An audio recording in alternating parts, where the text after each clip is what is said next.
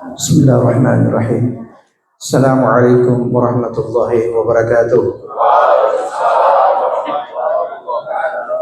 Salam sejahtera bagi kita sekalian. Hamdan lillah wa syukran lillah wa la hawla wa la quwwata illa billah. Asyhadu an la ilaha illallah wahdah wa asyhadu anna Muhammadan abduhu wa rasuluhu wa la nabiyya ba'da. Allahumma salli wa sallim wa karrim wa 'azzim wa sallim ala sayyidina Muhammad ibn Abdillah wa ala alihi wa ashabihi wa mawala. Amma ba'd. Pertama-tama puja dan syukur kehadirat Allah Subhanahu wa taala, Tuhan yang Maha Kuasa, Tuhan yang mengatur segala urusan makhluk, dan hanya kepadanya kita semua akan kembali. Salawat serta salam kita haturkan kehadiran Nabi kita yang mulia, Nabi Allah Muhammad sallallahu alaihi wasallam, juga kepada keluarga dan para sahabat-sahabat beliau. Yang saya hormati Bapak Wali Kota Manado, Bapak Andri Ango, yang juga sekaligus sebagai bendahara DPD PDIP Sulawesi Utara, Sekretaris DPD PDIP Sulawesi Utara, beserta para petinggi-petinggi DPD, mohon maaf. Saya lihat juga ada hadir para anggota Dewan Kota Manado, mungkin provinsi juga ada. Hal pertama yang perlu kita lakukan sebagai orang Islam yang hadir di tempat ini adalah ucapan terima kasih. Mengapa saya katakan itu sebagai awal? Karena dalam hal ini saya melihat ada kepedulian dari salah satu orsospol, yaitu PDIP, yang diprakarsai oleh DPC Kota Manado, Pak Wali Kota juga, untuk berbagi kasih. Walaupun kita semua tahu bahwa efisiensi anggaran ini tidak memungkinkan untuk dilakukan hal-hal yang dianggap sebagai pemborosan, tapi kepedulian dari orsospol inilah yang harus kita apresiasi sebagai ucapan terima kasih. Dan mewakili umat Islam juga, terima kasih kepada para pejabat, para petinggi PDIP yang non muslim yang sudah mau peduli dengan kita umat Islam. Dan saya melihat juga ada hal yang pernah dikatakan dalam Al-Quran Al-Karim ketika Allah mengatakan berbagi kasih itu, yaitu alladzina yunfiquna fis sarra'i wad dharra. Orang yang berbagi kasih tanda ada iman di hatinya, yaitu orang yang ketika berbagi dia tidak peduli dalam keadaan kekurangan ataupun dalam keadaan berkelebihan, tetap rasa peduli kepada manusia itu ada. Ini yang pertama yang harus dipahami. Yang kedua, ada sebuah ungkapan mengatakan begini: al-hayat la tu'tinal khiyarat walakinnaha tu'tinal quwa linahdida masaruna. Al-hayat qasirah wa hiya ghaniyatun bil furs. Kalau diterjemahkan artinya, hidup itu tidak pernah memberi kita pilihan, tapi ingat, hidup memberi kita kemampuan untuk memilih apa yang akan kita inginkan. Hidup itu singkat, namun ia kaya dengan peluang. Artinya, selagi kita masih berwujud manusia, maka ada yang namanya peduli kepada sesama manusia. Terlepas dari keyakinan apapun, terlepas dari golongan manapun, selagi humanisme, rasa kemanusiaan ini ada, maka kita berarti telah menjalankan salah satu filosofis yang pernah diungkapkan oleh Bapak Sulawesi Utara, Saul Samuel Gerungan Samratulangi, Sitou Timau Tumauto. Barangkali ini hal yang pertama. Hal yang kedua, dalam kehidupan kita sebagai orang Islam, sadar atau tidak sadar, banyak mungkin di antara kita yang memahami puasa itu sekedar menahan lapar dan haus. Tapi ternyata tidak seperti itu yang dipahami oleh Quran dan hadis Rasul sallallahu alaihi wasallam.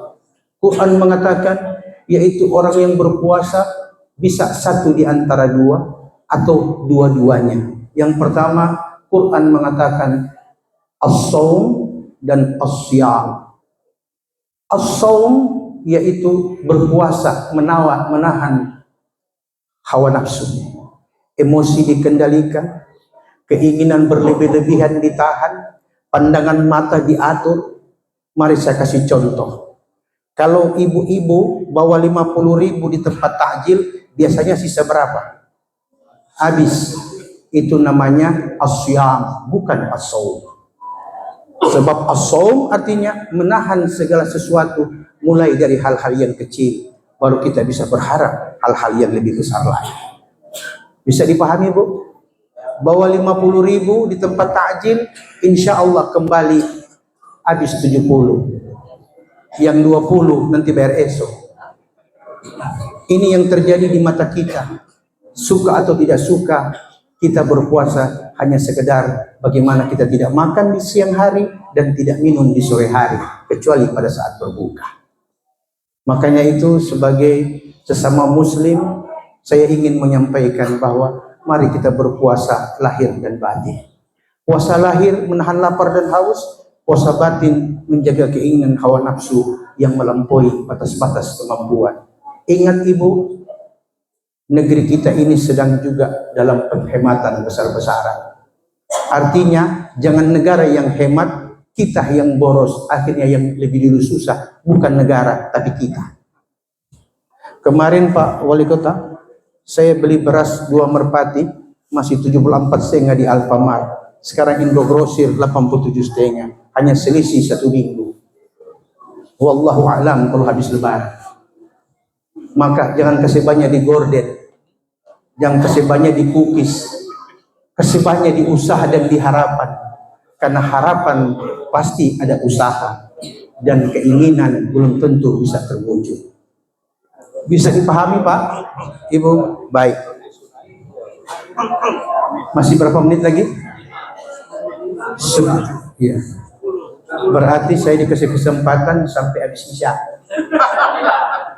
Saya yakin biar Pak Wali juga sudah tidak di tempat sini, tinggal saya sendiri. Ada sebuah ilustrasi. Boleh saya berilustrasi sedikit? Ada seorang laki-laki dikejar-kejar oleh seekor singa di tengah hutan.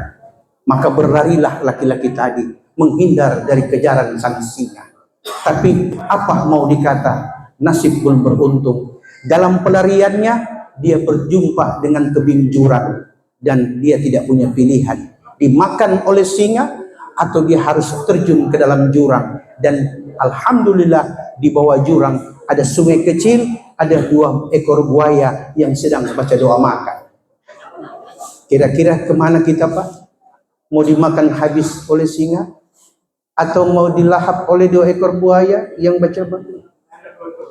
Akhirnya dalam ketidakpastian itu dia melihat masih lebih baik saya terjun, siapa tahu masih ada harapan. Maka terjunlah dia, betul sesuai dengan keinginannya. Ternyata di tebing jurang terjuntai seutas tali. Di situ dia berpegang sambil berkata, alhamdulillah saya tidak dimakan singa dan tidak juga dibacakan doa makan oleh buaya. Tapi apa mau dikata? Dari tebing jurang keluar 2 ekor tikus hitam dan putih yang senang makan tali. Maka mulailah digerogoti tali yang dipegang oleh orang tadi. Dia berkata, kalau ini sebetul-betul mau mati. Tapi dalam kepenantian dan harapan yang tak kunjung nampak, tiba-tiba dia melihat ke langit, ada segerombolan lebah yang terbang dan menjatuhkan setetes madu dan tepat jatuh di atas dalam lidahnya. Dia berkata, Masya Allah, sungguh nikmat setetes madu ini, hanya hitungan detik. Dia lupa bahaya singa, dia lupa ancaman 2 ekor buaya, dan tidak sadar tali tempat bergantung telah digerogoti oleh tikus. Ini falsafah hidup. Laki-laki yang melarikan diri dari kejaran singa, dia paham dalam ungkapan bahasa Arab dikatakan, idza ra'aita nayabal laythi bariza fala tadhunanna anna laytha yabtasim. Bila engkau melihat singa mengeluarkan taringnya, jangan kau kira dia tersenyum padamu. Oke. bahasanya singa yang mengejar itulah kematian. Aina ma takunu yudrikkumul maut walau kuntum fi burujin musyayyadah. Kemana kau pergi, kata Tuhan, kematian akan mengikuti sampai di batas penantian. Dan tali tempat dia berpegang, itulah ibarat umur kita manusia. Kita bergantung pada umur, tapi sadar atau tidak, suka atau tidak, dua ekor tikus hitam dan putih, lambang waktu siang dan malam, mulai menggerogoti umur kita satu demi satu. Suka atau tidak, suatu saat tali ini pasti akan putus. Ajal manusia akan tiba. Ingat, dua ekor buaya yang lagi baca doa makan, itulah Mungkar dan Nakir yang siap menanti dan menunggu apa yang kau buat selama ini. Setetes malu yang jatuh ke dalam lidahnya, itulah nikmat dunia yang sesaat. Dia lupa bahaya dan ancaman maut serta siksa Tuhan bagi mereka yang durhaka. Berpuasa, hal seperti ini yang kita hindari.